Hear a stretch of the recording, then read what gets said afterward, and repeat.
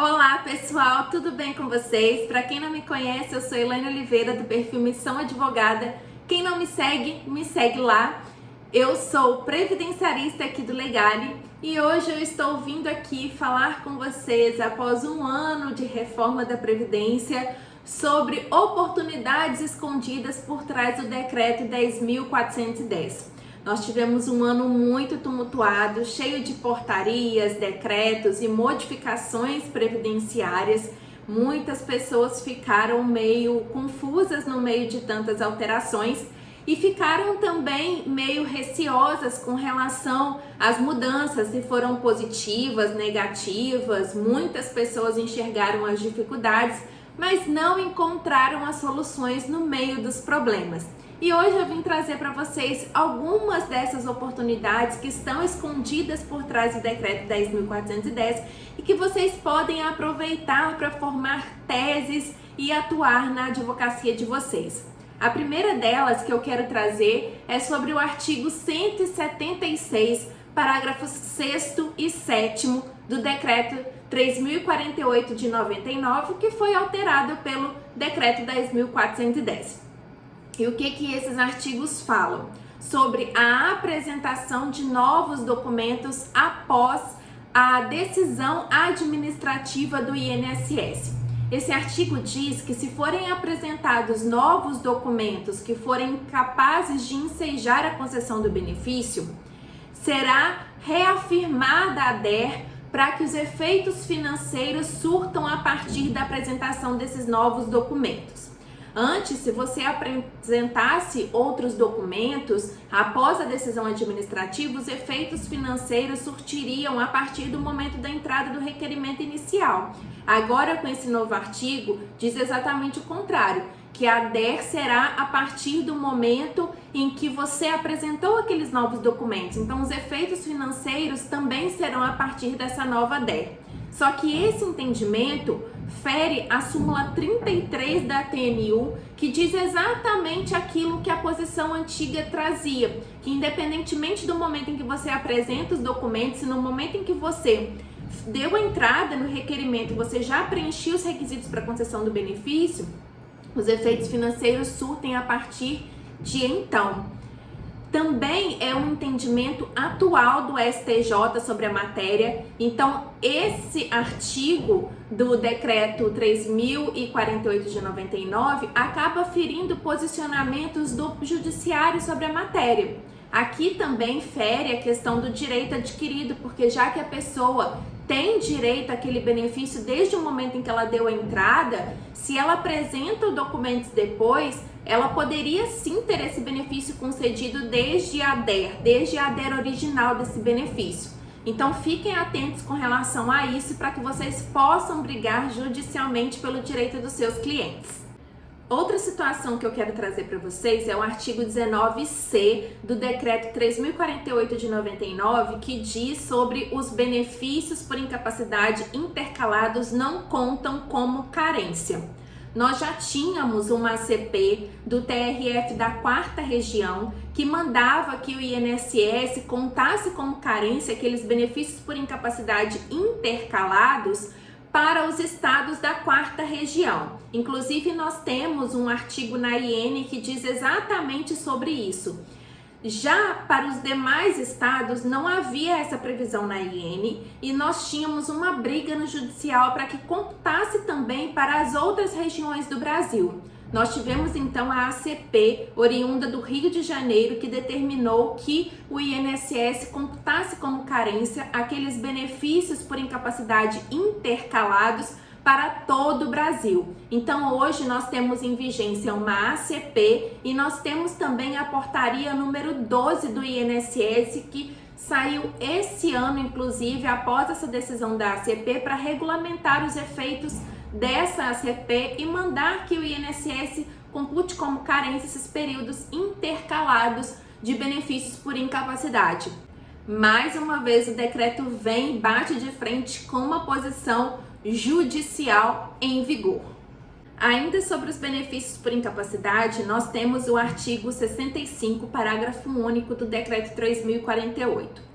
Antes do decreto 10.410, esse artigo previa o seguinte, que aquele segurado que saísse em gozo de benefício por incapacidade e ele exercesse atividades especiais quando em gozo desse benefício, aquele tempo seria considerado como tempo especial.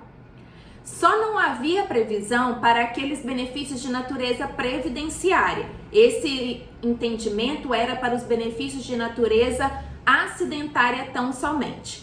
Mais uma vez, nós fomos ao judicial e o judicial entendeu, através do tema 998 do STJ, que o cômputo também deveria servir para aqueles benefícios de natureza previdenciária. Ou seja, se o segurado estivesse exercendo atividades especiais, quando ele saiu em gozo de benefício por incapacidade, esse tempo em gozo de benefício por incapacidade seria computado como tempo especial, tanto para os benefícios de natureza acidentária, como para os benefícios de natureza previdenciária. Nós tivemos recentemente, no final de outubro, a rejeição de um recurso interposto pelo INSS para o STF. Portanto, prevalece o entendimento do STJ sobre o assunto do tema 998, que diz que deverá ser computado sim como tempo especial os benefícios de natureza previdenciária ou acidentária se o segurado exercia atividades especiais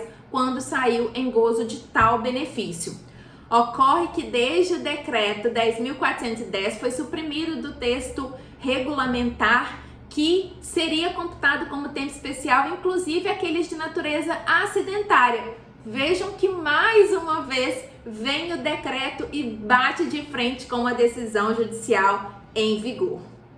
Outra possibilidade que já vem desde a Emenda Constitucional 103, através do artigo 26, parágrafo 6º, e também foi confirmada pelo Decreto 3.048, no artigo 32, parágrafo 24, é a possibilidade de descarte daquelas contribuições que excedam ao mínimo que o segurado precisa ter e que acabem resultando em redução do valor do seu benefício, que é nada mais, nada menos do que o fim do divisor mínimo. Antes da Emenda Constitucional 103, lá na regra antiga, nós tínhamos o divisor mínimo. E o que era? Nós pegávamos ali, dentro do período básico de cálculo do segurado, de julho de 94 até o mês anterior à DER, todo o período que tinha transcorrido, todos os meses que tinham transcorrido e aplicávamos o divisor mínimo. Então, se nós tivéssemos ali, desde julho de 94 até o mês anterior à DER, transcorridos 100 meses, o segurado precisaria ter 60 contribuições dentro desse período básico de cálculo para que ele não sofresse a redução do divisor mínimo. Então, se ele tivesse, por exemplo, 50 contribuições, nós corrigiríamos monetariamente todas essas contribuições, somaríamos e dividiríamos por 60, o que acabava reduzindo o valor do seu benefício. Se nós tivéssemos, por exemplo, 60 contribuições, era limitado no divisor mínimo. Então, nós somávamos as 60 contribuições, não realizaríamos descarte nenhum e nós teríamos ali a somatória dividido por 60, que era o divisor mínimo.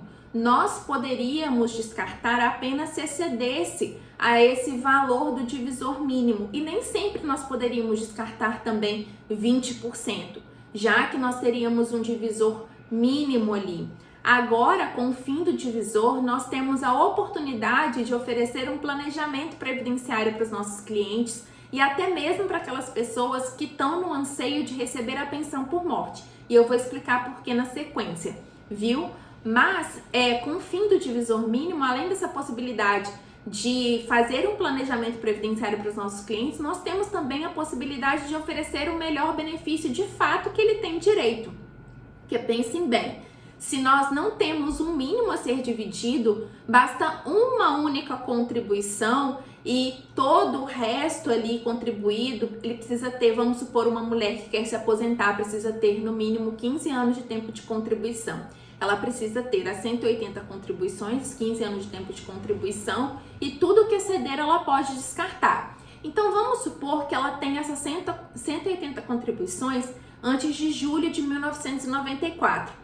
E depois de julho de 1994, ela só contribuiu em cima do salário mínimo.